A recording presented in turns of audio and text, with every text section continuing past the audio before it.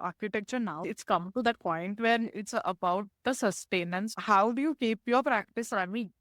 Word of mouth works, but is that enough today? Everybody is a brand. The moment you step in public, you have to present yourself in a strong digital presence in some way. It will only help you. It's high time that everybody starts looking at architecture practice as a business. Architects don't like that word. Yeah. There is a reason why architects are now venturing into doing MBAs, so that helps them in practice itself.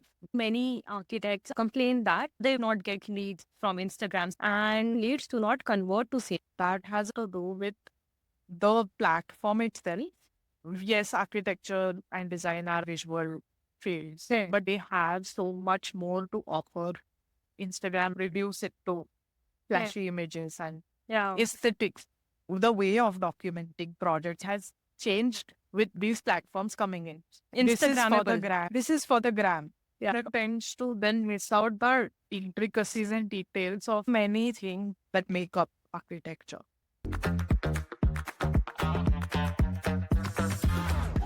Good morning. Welcome to Inside Converse. Good morning. Thanks for having us. For our audience, today we have Prithvi Thakur and Parnavi with us. They are the co-founders of Zen Communications. They both are architects by profession and had long custom architecture. And Parnavi, you were teaching architecture, right? I am. So, guys, I would like to start with your journey. What made you start Zen Communications when you had stable jobs and a flourishing career? For us, both our journeys have been quite different, though we both are architects and pursued our masters in similar. I think for me, the journey started during my bachelor's, which I didn't know that was the beginning, but it was the beginning. I think it was during that bachelor's club thesis time when they asked us to write about what we would want to. Those next 45 minutes changed something in me. Realized I could write. I wrote nonstop, and I was like, maybe writing is my way to express or communicate architecture in the best sort of a way. That's when it started. I didn't know I would end up here, but that was the beginning. After that, whether it was an internship or a job after, my bosses would be like, you know what, you write when you do this writing bits for us. You do the project description and things like that. Somehow it evolved. The cherry on the cake was my master's, which sealed the deal for me. The writing was constant through that journey. My master's in history and theory, a lot of teaching in terms of ways of communicating, not just writing, how you can communicate complex things in simple ways to a larger audience. Taking research and academic learning outside the four walls of academia, and how do you sort of make it easier for a lay person to understand. That was the final step. After that, I had some background in communications, and those are the there are two things I want to do. Both of you. Yes. Okay. I have never taught full time, but every chance I get to conduct a workshops, I do it. I try to do as much as I can online. So that bit I've never completely lost. Same. And then the writing transformed to communication. So that's how Zen came into place. Both of us are very keen on that whole trying to make complex a little more understandable to Simple, common yes. crowd. Yeah. So that's my journey. Parnavi was Parnavi? My journey has been interesting and full of unexpected turns. Luckily, those turned out to be the best decisions of my life. The first started when I moved to Bombay right after my master's, was interviewing firms for jobs, passionate about architecture and curious since childhood. I realized that the kind of practice that was happening around is not something that interests me. And I was a little disheartened, but then I spoke to my mentors from SEP and they were like, look, you've done a master's in theory and design. Why don't you give academics a try? And I'm like, no, I don't think my cup of tea. I've never done it before. They're like, just try, start under somebody's mentorship and see. So my mentors arranged this whole thing for me. They contacted people they knew. I started teaching under somebody's guidance. Then I realized teaching was my true calling. I really enjoyed it. I'm still learning. It's been 14 years now. I've been teaching on and full time, part time, but it has been constant. Teaching has always been a part of my life. since 2012. That's the first unexpected turn that led me to academics, and now I don't think I'll ever quit. So when me and Prithvi Oh. decided to start Zen, Huh. that's the first thing I told her. I will not quit teaching, no matter how much a work pressure builds up, no matter how big Zen grows. The second unexpected turn was starting a creative platform called Open Bracket. Second. We used to conduct creative workshops for varied audiences. That came from teaching, where I realized many people are interested in creative pursuits, Yeah. but feel arts is only for people who know it. Yeah.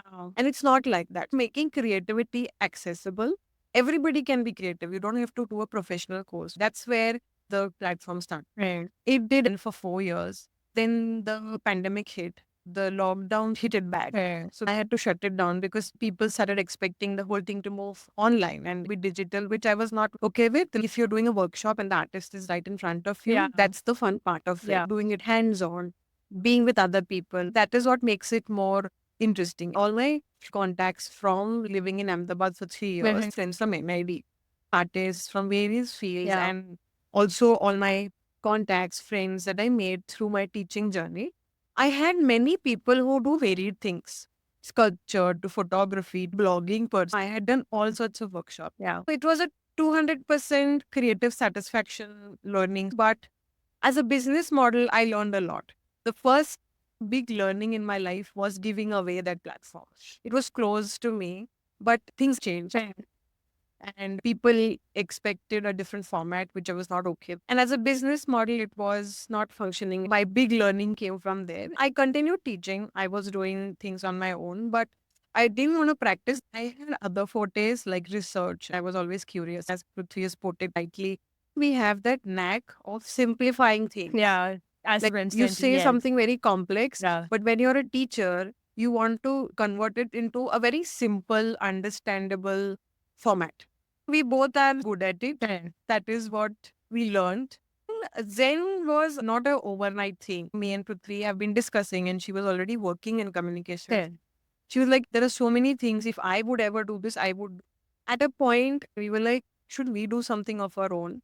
And she was like, are you sure? So that's when Zen happened. There's been many conversations, frustrations, eureka moments. Arey, why is this not being addressed by anyone? That's where Zen happened. So Yeah. You see co-founders being friends from college, colleagues, or even spouses, but your sisters starting up a new venture, that's amazing. I mean, how do you guys divide your work, or how do you manage everything? side. We are the perfect complement. What I'm good at, she's not. Right. And what she's good at, I'm not great Right. at. Made us a solid team. We stick to what we know. Fights and disagreements are a part of it. But since our childhood, we have not been those siblings that Right. take it to heart. We fight, we yell at each other, and we finish. The next second, we're back to work. That has been touch wood a Yeah. blessing that makes us a better team. Such interesting. Talking about communications and consultancy for architects, designers, and allied fields, how does one understand if that's a good place to start with? I mean, what's the kind of percentage that architects are hiring these agencies, and how the career for a fresher would look like if they want to venture in this kind of a setup? It is difficult to provide an exact percentage because the number depends on many factors. What region it is, the size of the studio, things like that. However, the demand is increasing steadily because the influence and exposure to digital media or social media in general has been on a rise. So that's that. Regarding whether consultancy for communications is a viable business option for enthusiasts, absolutely. Outside India, communications channels have always existed. But for India, in the past 10 to 15 years, India has explored this in a lot of ways. And I think slowly more avenues are open to designers and creative people. It is a promising option for individuals that there's demand because 20 years ago, architects depended on word of mouth for propagating practice or getting projects. But now that's no more enough. And secondly, I think being on digital platforms or other avenues might have been a choice earlier. Now it's not a choice anymore. To be visible, you have to do these things. It has become more like a norm than a choice. So that is where communications agencies come into picture, I feel. Okay. So there's definitely a lot of scope. What exactly would be a role of a communications agency in terms of providing branding to an architecture firm? What things you guys take care of for your clients? So when we say communications agency, it is often confused with social media, Yeah. which is just a method, one tool of outreach. There are several other digital media outreach tools available. Then there is a whole lot that are not digital, that are say like PR, your awards, your competitions. All of those things are they're not digital. So it depends on where the firm is, the scale, what is it that they are targeting, or what is the niche, what is their intent, where do they want to head, what are those aspirations. Depending on that, what works best for them. We just come up with a comprehensive communication strategy for that Be for a the certain voice. exactly help them through campaigns or whatever or all these different mediums that are available. So it's never like a set rule book because it really depends on the practice.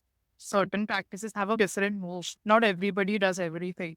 Also, is everybody is doing everything? How do you position them as a separate voice in the middle of so many voices? When it comes to communications, there are several channels available. Social media is a very small one of them. Yes, it's very effective, but there are others you can tap on to Can you more elaborate on audience. those? I have always wondered, why architects are spending so much time on one single channel. So what are the other Right. channels they can figure out? Like PR, where publication bit, where you sort of pitch your project or some ideas or expertise to publications, magazines, and that's how you reach a certain audience. Then there is participating in awards, competitions, running events, talk, even for a smaller city where there are local Networking groups. groups. Yeah. There are those Rotary groups, Yeah. and if you join, they will work well. So it depends on where you are and what you want as a brand and where you want to reach. Based on that, there are several avenues you can explore. But there is no end to it. It's a very wide door, wide open. Just for the audience to understand the difference between branding, communications, and marketing. Can you elaborate on that? So I think this is a little bit of a confusion a lot of people who come to us also have.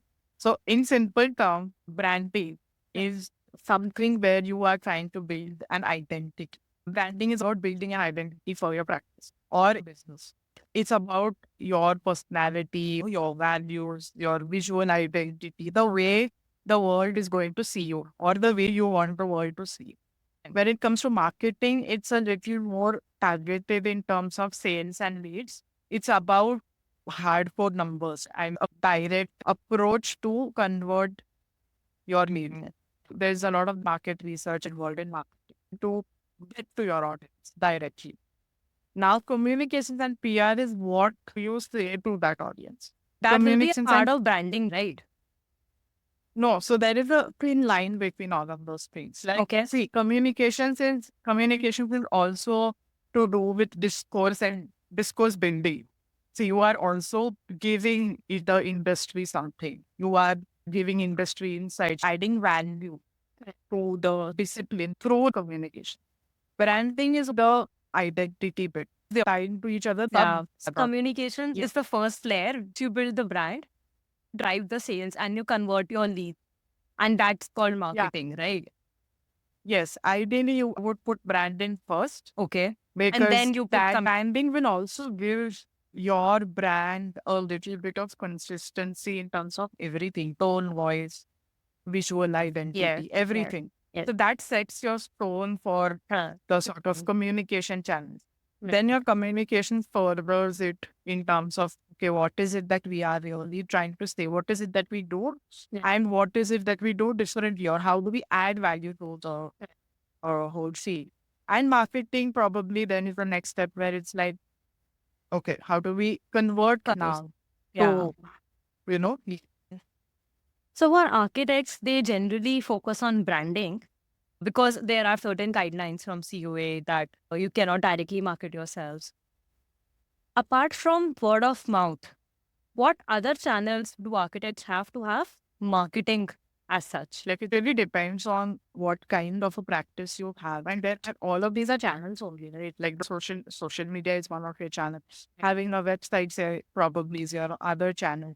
Being active on like these social media channels, your personal whatever, LinkedIn for that matter. Then in terms of getting published in different magazines, being like participating in several competitions and discussions. There are so many debates also these days that happen Yeah. within the design community. Yeah. And the media outlets also have now like grown like crazy. There are so many now. Digital, print media, it's a huge world out there. So it really depends on who you are targeting. Correct. If in the end is about your audience, like who is your audience and what is it that you want to say to them. So I think the knack is like about picking the right channels to say what you want to say. And I think that's where your next client is probably. I think I would like to address this question when you said that architects are sort of legally not allowed to market themselves. Yeah. It is important for us to, there have been debates and there have been questions raised because when this norm was probably formed or this rule was probably written, it was a different circumstance, a very different kind of time, a very different situation. Now things have changed. And also the number of architects, the sheer amount of architects graduating every year is crazy. Correct. Initially, in every city, there would be, say, probably handful that you knew architects who Yeah, practice yeah. as architecture. Now it has exponentially increased in number. And I think we should not look at it from the point of whether they are architects or not. Any designer, Yeah. any creative person should have the agency to showcase their own work. So you call it marketing or you call it whatever. Correct. And I think it's high time that everybody starts looking at architecture practice as a business. It is a You business. know, we sort of, like architects don't like that word. Because it's a Don't want noble to call profession, themselves that's as business. especially. It is, yes, it is a noble profession, but there is a reason why architects are now venturing into doing MBAs or understanding, or doing other allied learning so that helps them in practice itself. Because design and architecture is, I think, at the very basic of architecture. Yeah. There is a whole lot out there that you need to know and understand to run a practice, Yeah. an architecture practice. So I think somewhere this norm, it's high time it needs to change Yeah. because it's unfair. Unfair to architects, unfair to creative people. I mean, I'm not sure if it's meant for other. Yeah. Okay. I agree that we are not allowed to put out hoardings and boards and everything, billboards up, right? But I think that this is my personal opinion, right? Even if the body allows to put out ads, how many architects would be able to do that? I think only the bigger firms would be able to do that, right? I think what could be governed is, as you said, the channels. Yeah. Like, how do you talk about yourself? Are you talking about work or are you doing hardcore marketing? I think that difference, if it's established, then I think it will be better for everybody. Like, you're allowing the architects to showcase their work like a portfolio. Yeah. There's nothing wrong Yeah. in it. But I would myself, as an architect, would refrain from doing hardcore, full-fledged, out there commercial marketing because I don't think that sort of goes with the inherent nature of the profession. Yeah. So I think if that is defined well, like let's not call it architects can't market themselves. You decide the channels. Decided. And I think in the right or sort of. proportions, COA, if you read the guidelines in detail, there are a Yes. lot of spaces where you can actually put your name out. Yes. It's not in an absurd manner, but they have allowed to put your name out in the nicest way they can. Yeah. I see you. The forum doesn't mention anything about, I think, digital. That's because when it was written, there was no digital platform. Exactly. So yeah, I think it's also about sustenance after a point of time. The architecture now means it's come to that point where it's about the sustenance of the field. Yeah. Like, how do you keep your practice running? In a crowded market, fine, word of mouth works, but is that enough to now say there are so many things financially that have changed in terms of inflation? So is that much enough is the question. And I think that sustenance is the question of sustenance is pushing now even architects and designers to explore other avenues. what is there out there other than Yeah. this conventional way of approaching this field. Like rightly said, we needs to be relooked at. But I mean, this whole using the whole media and communications for channels for sort of generating revenue is a fabulous way, and it really works. Yeah. So in some manner, you have answered my next question, which was why is it important for architects and designers to look at branding these days? As you said, Yeah. like the sustenance of it and keeping the Yeah, practice and alive. correct. Everybody, see, no matter how much we want to sort of deny this, but everybody is a brand. Everybody has, the moment you step into a group in public, you have to present yourself in a certain Yeah. way. And there is an image that you have to sort of build and things like that. So you are a brand, whether you like Yeah. it or not. And I think there's no harm, especially say for us, for students who are just starting out or, whatever, whether they want to get into communications practice, whatever. It's very good and more important now so than, other time to have Yeah. a very comprehensive presence, online presence in some way or the other. See, if there was a time when portfolios had like were printed portfolios, I'm sure she hasn't, even I have printed. Yeah. Yeah. And the beauty of that is okay, that's great. But like these days, it's like you send an application online. It's all digital. So Yeah. I think in a way, if you have a strong digital presence in some way or the other, it will only help you because, like, okay, I have to find out more about somebody. I'm going to go look for them. Whether it is a client looking for an architect looking for an employee or whatever. It's a very basic instinct to go and look for them. So I think in a way, building yourself as a brand in any way that you can is a good start. Right.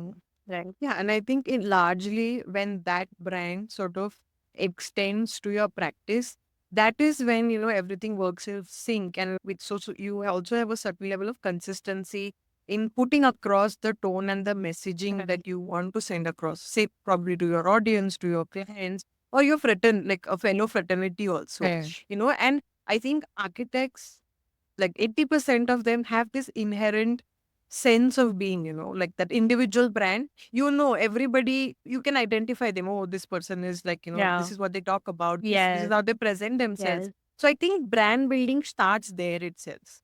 And architects are good at it. So branding or brand building is extremely essential. If that involves personal branding also, that's even better. Yeah. Great. So So how does a fresher approach branding for themselves when they're starting out? How do they approach branding? not so black and white. As long as they're aware that, at some level, in some way, they have to build their own identity by the end of the course. And How that do they do happens that? when you have to be self aware. Okay. You have to understand what are your fortes, what are your shortcomings, and maybe work on it. That is maybe I fall short here, and maybe that needs more work, but I'm good at this. Can I build it more? Can I build on it? Can I get better at it? That's where it starts. So, as I said, self awareness. You need to know a lot more about yourself than you do. And it's a learning curve. It doesn't happen in one Overnight, day. yeah. It has taken us so many years to understand that. But I think today's generation is a lot more smarter than we were at the same age, I feel. That's true. So somewhere to have this conversation with them is a lot easier because they get what we are saying. And we have these personal accounts like your Instagram handle, your TikTok, this, that. So they already have that sense of, ye mera hai. How am I going to represent myself here? When you start doing this slowly, and it is intended and intentional, it might help. But again, academics it doesn't talk about this at all. And I think it's high time that it addresses this, which eventually adds up into building a business also. Slowly. Like, that's where it starts. That's step number one. Okay. Yeah, I think Yeah. for like, I mean, just like to sum it up, I would say if you know you're good at something, you want to pursue it, you should just go ahead and do it. And I think today that opportunity is there. Whereas several hundred things that are there that now you can, and there are actually platforms that are supporting it also. Like, there are agencies, firms, whatever. people are doing different things, and now the niche is like super niche, you know, like there are hundreds of things within a particular sort of niche that is there. So if you like something, I think going ahead with it without thinking that, you know, how I'm going to do it, just sort of looking at it and like finding opportunity, that one opportunity helps. Eventually, it's like a process, like it builds. But, you know, latching onto that, yeah, this is what I'm interested in and I want to take this forward. And I don't know what will happen of it in the end. It doesn't matter. I'm going to like pursue it. So I think that drive is important. And I think we do see that in people that approach us for like say, I'm really interested in writing. I really love doing graphics, you know.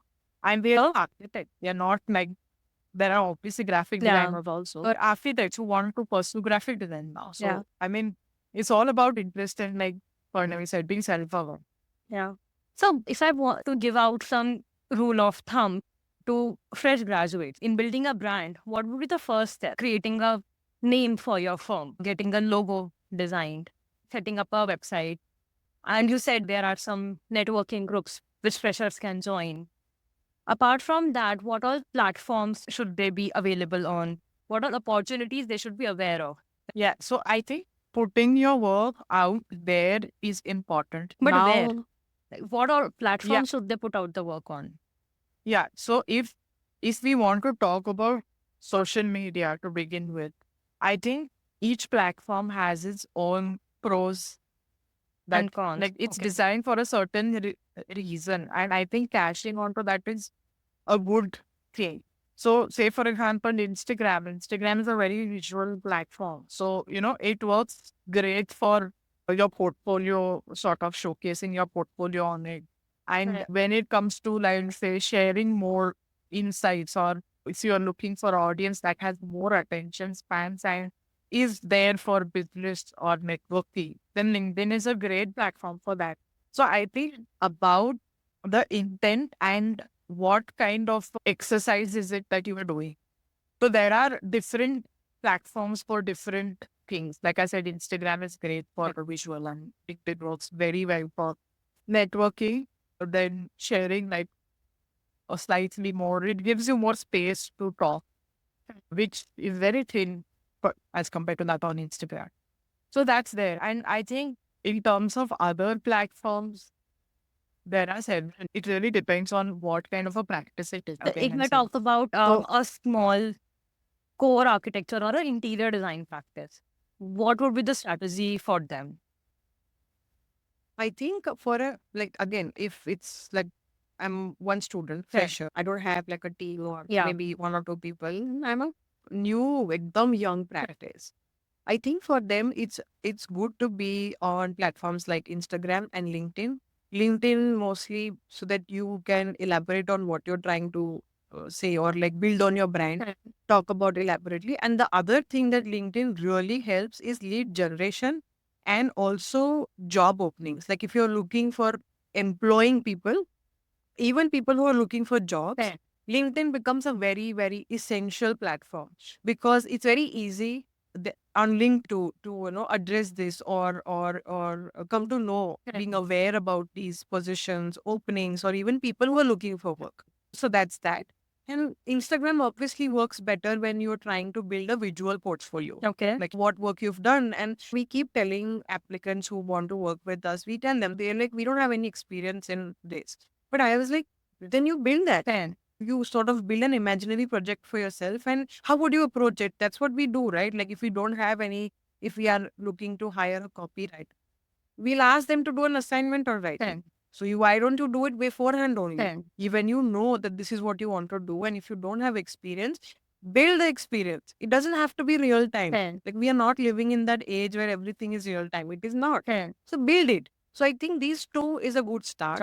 Again, as Prithvi said, it depends on, again, even in interior design, what kind of practice do you want to put forward? Like there are multiple ways. You know, some people are very active on YouTube where they get into depths of the process of doing the work Basically, they content creation. Yes. Correct. And very conscious, and you have to be very conscious of it. Like it has to be very intended. You need to know where this has to head. It cannot be, acha, ye sare platforms hai, I will be on all of them, without understanding what exactly do you want? Correct. And what do you want to get out of it? Who Leads, you are talking to. you want leads, you want visibility, you want clients, you want employees, what? Or everything. So that is very crucial. I think generally what we've heard, like, and I think it's very true, like, with this whole busy schedule that architects already have, they don't have the time to generate so much content. Yes. So I think that's when you try not to do everything yourself and and then you're also doing the finances and also Yeah. doing the outreach. So I mean, see, there is one, like, either you do it all or you just collaborate and it can. So that's also one way to do it. But yeah, I think if you are new and fresh, I think it's best to choose very wisely and not try to be everywhere. It will only exhaust you to the point that you will be like, nothing is working for me. And I'm doing so much and I'm spending so much time on generating this extra work that I like, this is on top of my already Yeah. existing load of work. And it will not work. It just does not work. So I mean, generally that's what, like, we've also seen the targeted approach really works. Right, it can be just one platform, but if you're doing it right, it can work to use. I have heard many architects and designers complain that they do not get leads from Instagram, especially. And most of the time, leads do not convert to sales. So, how do you approach this kind of situation then? Yeah, so I think that has a little bit to do with the platform itself, Okay. like the cons that I was talking about. Say, yes, architecture and design are a very visual fields, but they are not only visual, and they have so much more to offer. So sometimes a platform like Instagram might sort of reduce it to flashy images and Yeah. aesthetics and, pretty looking pictures, which, like, I think doesn't really help, because the expectation, because then we've heard architects, come up with issues, like with clients, like saying stuff like, oh, they are always coming with a reference, that sort of a thing. Yeah, because So I think when there is a sea of content, clients are already well informed. They know that this architect is doing exactly. that. They know that he is doing that. So then, how do you actually convert those leads? Yeah, there are two different things in this. Like, in terms, so then that's where whole curation in terms of what kind of content you're putting out. See, okay, I get it, right? Like, I mean, project documentation is important. And I think there was a very important point Parnavi and I were discussing the other day about the way of documenting projects and how it has changed with these platforms coming in. Like, this is for the gram. Yeah. I'm documenting a project for me to put it out on Instagram. I think that tends to then miss out the intricacies and details of so many things that make up architecture. And I think that's why that whole approach of balancing things a bit in terms of what kind of content you're generating is important. And that's what we're talking about, the whole curation. Just pictures is not enough. Yeah. I think also when it comes to lead generation, it circles down to the larger communication bit of it. Somewhere when clients or architects face this issue, कि like, we are doing everything possible. We are putting ourselves out there. But leads नहीं नहीं मिल मिलते, रहे. हाँ. So there is a gap somewhere between what they intend, what is the outcome that they expect, what they're putting out for that outcome. There is definitely a gap somewhere between that. When we've realized this so many times, because when a client approaches us, we will look at it from a third party perspective. And then they will be like, "Arey, we believe in sustainability and all our projects are sustainable projects." But then we are like, this is nowhere on your website. This is nowhere. It doesn't come through. So, that gap, sometimes we as people or architects are so close to our own work Yeah. that these things sort of tend to Miss get out. missed. Yeah.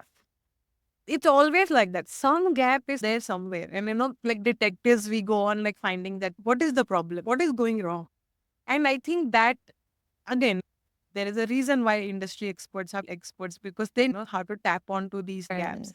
And I think that is the biggest reason why, no matter how, even if there is content, even there is showcased work, Fair. lead generation is not happening. Because as I said, there is some gap somewhere. Fair. Either the practice realizes it on their own at some point or works on whatever is missing. Even if we know that the gap hai, then there's work to do, Right. work on it and then try and fill the gap. What are the pitfalls of Instagram?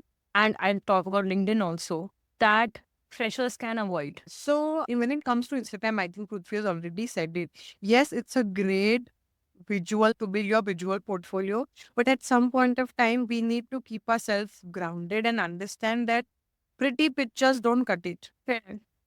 Like it cannot be only about pretty pictures and visuals and then algorithms and numbers and followers. At some point of time, being genuine somewhere, you can't lose that grounding. So they need to understand that. Like for example, nowadays, even on apps like Zomato, they are marketing restaurants as grammable restaurants so that you can go there, click pictures, and then Instagram it.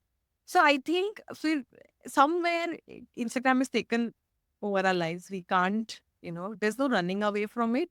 But I think you need to distance yourself from having a lens on your eyes. Everything that you see on the gram is not true. Fair. So the raw reality can also come. You can showcase it. So don't get carried away with Instagram. I think that is the biggest pitfall that people fall into. कि नहीं सब अच्छा ही दिखना चाहिए. Oh, this is not looking good. It's not good. But array, that's the reality of it. Na? It might be ugly, but such hai ye. So somewhere that needs to be addressed. And when it comes to LinkedIn, I think this glorifying achievements Yeah. is becoming so like it's making people repelling people. Fair. Abhi, everything can't be an achievement. Yes, you celebrate the bigger things in life, but everything is not I have like, done this course. worth celebrating. I got Exactly. this completion certificate. Exactly. Rather than that certificate, talk about what you learned from it. Yes, No, yes. that might be a better addition to your portfolio on LinkedIn Fair. rather than mujhe certificate. Sometimes, so I think that you should not get caught up in the number game because numbers is not everything. Fair.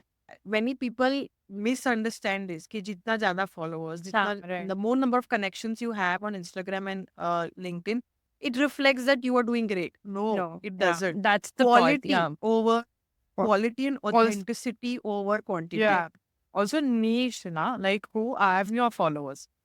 Like, see, sometimes your content is not working because your followers are not the kind of followers Yes, who will yes. engage with that kind of content. Yes. So if you have like, a person asking for A and you're giving them B, obviously it's not going to work. It's so like, I understand that number thing, yes, it matters. But how much should it matter is something you need to sort of reflect on. And, you can have a community of 500 people who are completely dedicated to you and who like looking at what you do rather than having millions of followers who just don't even engage with your work anymore. So I think it's the addition that you make and the value that they add to you also. So somewhere it's about a little bit of that collaborative approach to things. Ki yaar, what am I giving with this? Am I adding any value? So to like see every piece of content that you would create is not going to be amazing. Yeah. And let's face it. I think a lot of pressure is there. Ki yaar, every post should perform well or every campaign should go amazingly well. That is not going to happen. So fame, it's okay. You'll get better. You'll know what works for you. So I think that experimenting a little bit also is an approach that people should take and talk more about failures also. So that we humanize this process and not just make it glossy and so impermeable that a third person is afraid to even approach it. So I think these are a couple of things that are very crucial, especially for a person starting out. Because if you've been around for a while now, you will see this, you'll realize this and you'll distance yourself there that first But- time. But this discussion made me realize that these platforms, everyone has to be a content creator, right? Even if it's a piece, it's a written piece that is going on LinkedIn. And even if it's a reel that is going out on Instagram, I think it's not fair for architects who are, and not even architects. I see so many doctors. They talk about their practice on, as you said, no, Prithvi, we are architects. We should be able to focus on our sole job, right? And this is again a distraction. I You had saying another something? question regarding LinkedIn. Yeah, please go ahead. Okay. So with LinkedIn, I have personally realized that the type of clients architects are looking for, they are not present on LinkedIn because LinkedIn is more towards, a professional side of it. It's more about architects talking to architects, designers talking to designers, or founders talking to founders. So is LinkedIn the right way to go for if your sole target is to get more clients? I think are so what you call it, like the jargon. They will use jargon, Okay. they will use terminology, or the way of representing work is something that only fellow fraternity people will Yeah. understand. Like if there is a probable client who wants to get a home done, Right. are they going to understand like heavy jargon about like space and light and Yeah. sky? They're not. They're not. So some of the things that you put across might be for fellow Yeah. architects and you for your fraternity.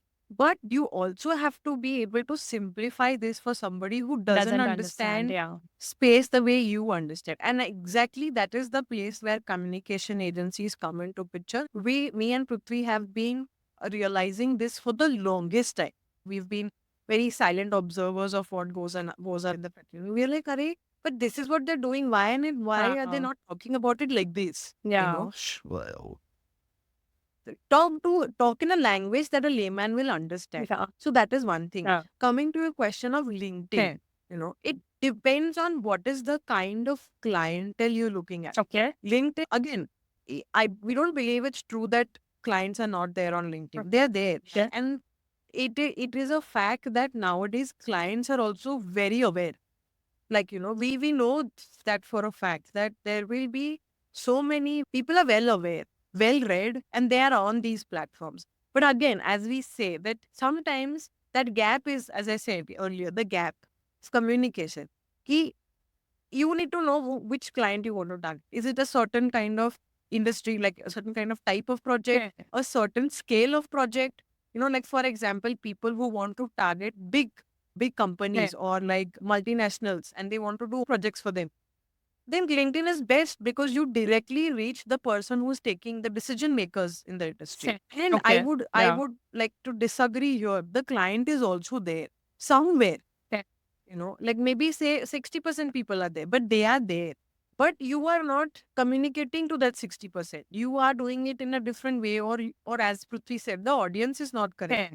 So it takes time. It doesn't happen overnight. You have to build this through your profile saying, ki, okay, I'm making, so my forte is residential homes or residences, residential projects, and I will talk about it like that.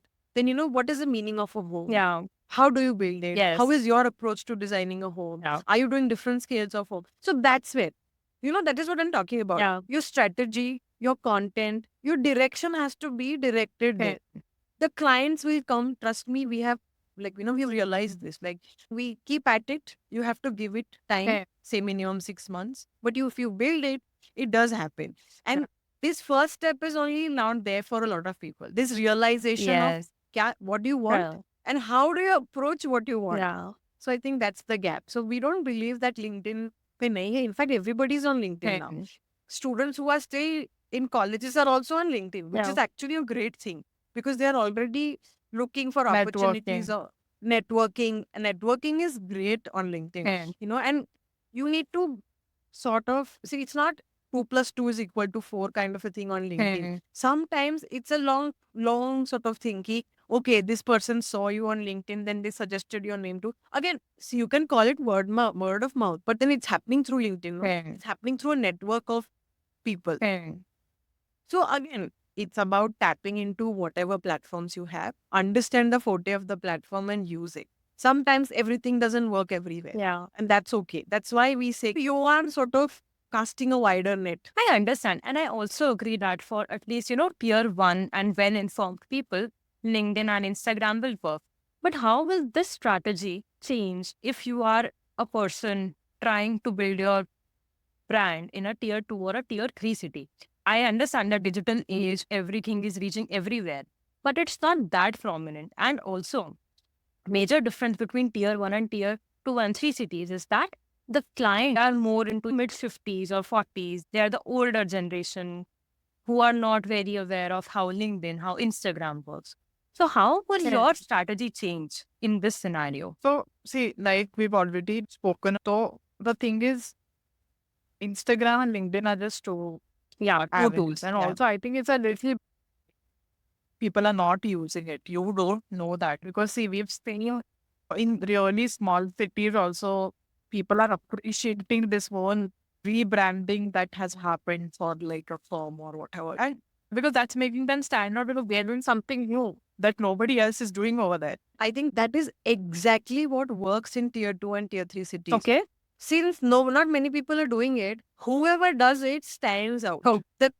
They are tier 1 cities, the competition is crazy. Crazy, You know, yes. the market is flooded. Hence, everybody is doing it. So it's even harder to stand out or to sort of make a mark. In fact, in tier 2 and tier 3 cities, it's much easier. So whoever does it heartedly actually are doing very well. And as Prithvi said, I think this is an assumption that they are not aware about these platforms. You won't believe, but using digital platforms or any sort of media has reached even the smallest of corners of our country. I think that is the biggest leap India has taken as a country, is that it's very easy. घर में पानी नहीं आएगा, but to reach somebody digitally is very possible. That's what I'm saying. So that is the advantage of digital media in India right now. Like as I said, Okay. basic communities नहीं रहेगा, but YouTube पे video पक्का देख. Yeah, so that's what, right? It's about also tapping onto various audiences, like we've been discussing. Ki matlab, if you really think who you're targeting is not there on any of these digital platforms, then that print media, there is so many other, actually when you sort of networking that is sort of offline. There are several avenues that are there. It's really about knowing ki, acha, what is it that I want, and then this is how I'm going to target it.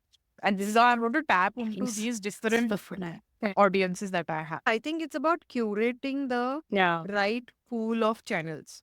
Digital platforms or digital channels is just one part of it. There's mainstream media, there are networking groups. There are multiple ways in which this can be done, for which you need to be aware that, okay, my clientele is not available on digital media. Right. Then what do I do? Yeah. It's a process. And as I said, very, very important to know this first. You need to know, okay, this is not there. So then now what do I do? Right. So as you initially said, that's the first step would be the self-awareness part. है ना? And then you understand where your client is, where your target audience lies, and then you choose the platform, be it digital, be it offline. For offline, there are these networking groups that every city must have. And then there are these magazines. But do you guys think that clients are reading these magazines? What is the conversion that comes from magazines then? See, different clients are reading different things. See, there is a person reading AD and there is also a person reading a mainstream newspaper. So, who you are targeting and what kind of work you're doing is something that matters.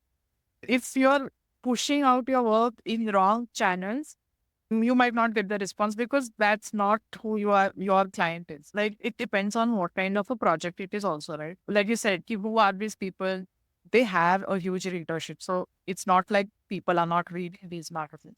But again, who is it that you want to reach is what matters. So then you target mainstream media, you target local newspapers, you target local magazines. The possibilities are endless. Well, it is about coming back and thinking about Where where do you all go? do I need to reach? Yeah, and how many people or how wide a net do I want to cast? That's also a thing. I think people who understand this, not every channel might work for them. I mean, to simplify it, sometimes even WhatsApp works.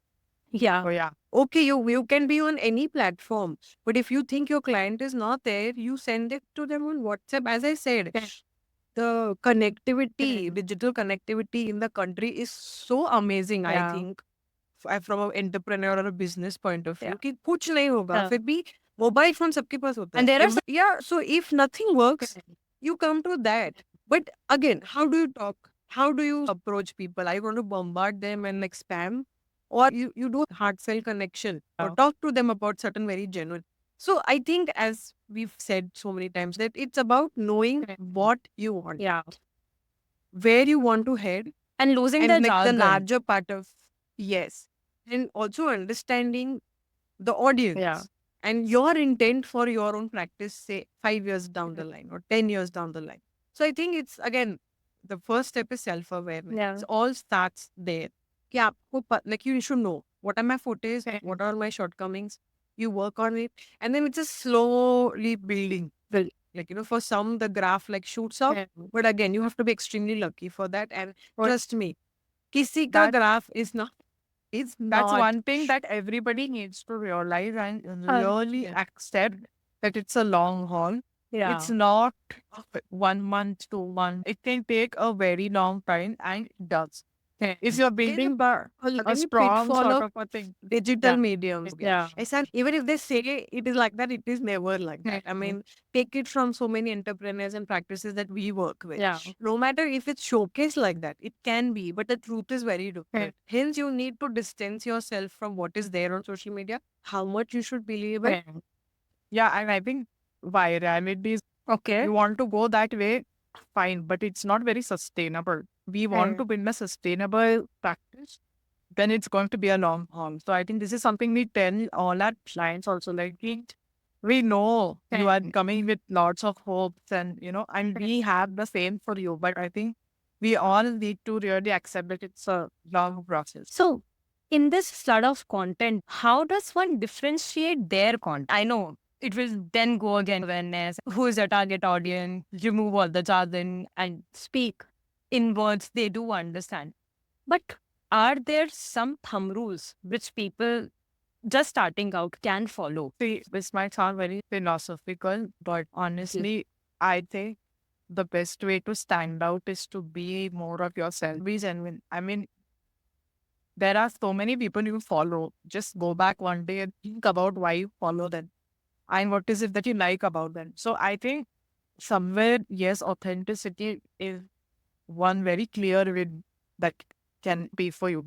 Also, I think nothing is now, let's just be honest, like nothing is entirely brand.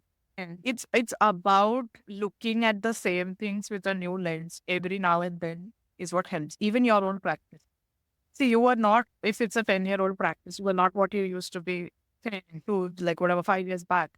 I think re-looking at the work that we are doing, what we believe in, how we approach things, does give you that edge over things. Like say there is obviously a unique quality or a process or something that you have that you think is unique. Okay. I think Or even the fact that because of that uniqueness, somebody has lasted in the practice for so long. And even if they're new, everybody has something that they're very confident about, very proud of.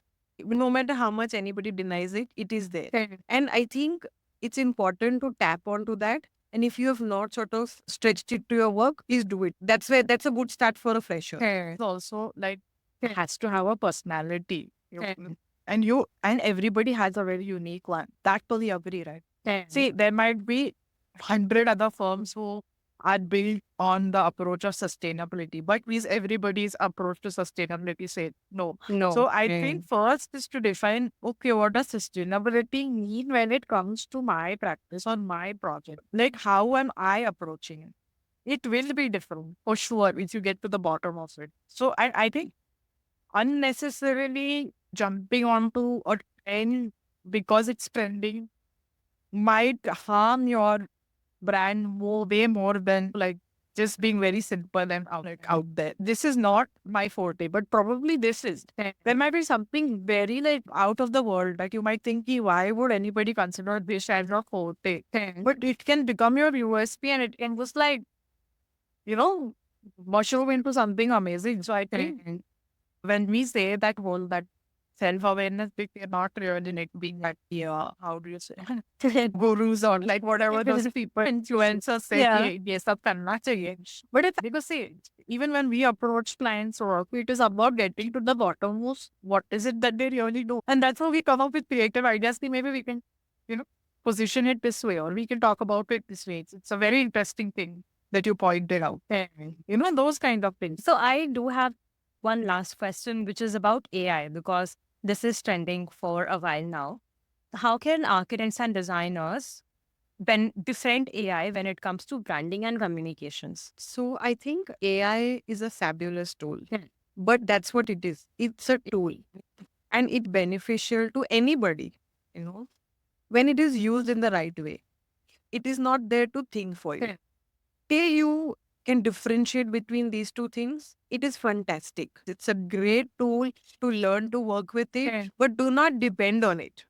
It can't do the thinking bit for you. It can enhance your work, it can elevate your ideas, but the generation of authentic ideas and heartfelt content still starts with you, at least as of today. AI has not evolved to a level where it also does that. I don't know, that might come, but then we will address it when it does. But at the moment, please treat it like a tool because that's what it is. It's a tool. Please go ahead and use it. Yeah. But don't blind follow. Like, don't have so much faith in AI that you forget that you also have a brain. And I think that's where the biggest differentiation is. And as long as, especially students, especially freshers, understand this, they will go a long way. Because I don't know how many people know this, but of course, it's a tool available to everybody. We do use AI. But we also know that people who blindly rely on AI, we see it every day. You become everybody's the same. But this is done by AI and there is no to that work. That will only come from your brain. AI cannot do that for you. It cannot replace mind at the moment. Completely replace it. And if you are expecting it to do that, then you're going to face the consequences. Yeah. In the sense, it is going to reflect in the work. Two people using AI eventually are going to sound the same. Right. Take it from us. Yeah. We use it every day and we know the cons of Right. using AI. So, in the previous podcast, we had Mr. Prem Chandravarkar. He said that in the world of AI, self awareness and standing out and holding to your core values will be even more needful in that time. It'll be very It crucial. will be very crucial. Yes, because as you said, everyone will be creating same thing. Then how Yeah. to differentiate? That's actually a very true and interesting point. Yeah. Okay. I had only these many questions. And do you want to add something, any advice for the new generation? I think for the new generation, since I spend a lot of time with them, I teach them, I'm with them every day almost. I think I would like to tell them that somewhere they should not hold themselves back. Like, if you think you want to give a shot to learning something new or trying something new, this is purely strictly in the arena of work, practice, and growing skills. I think they should go and do it. Because as that the entire theme of the conversation today has been about self-awareness and understanding yourself. I think that is where some people lack. Like, they need that push, or they need, though today's generation, they're very proactive or they're very not scared of things. Yeah. Like, they'll go ahead and do it and try it. But that should apply to your career or your growth in terms of skill learning and in terms of building yourself as a future designer. Or even if you decide to switch careers, then get into it. If that doubt in your head, why not start reading about it, explore, talk to 10 people, and have a little faith in people who have been there. Yes. Like, that is a very hot topic of discussion amongst us as academics. Okay. That today people they will trust, say, Instagram or TikTok videos or whatever, which might be authentic. Yeah. I agree. But then you cannot completely shun an experienced person's opinion. Yeah. It's not a compulsion. It's an opinion. Consider it. Try and understand where they're coming. It might be old school. It might be old fashioned. I get that. Like, being a little open, giving it a thought.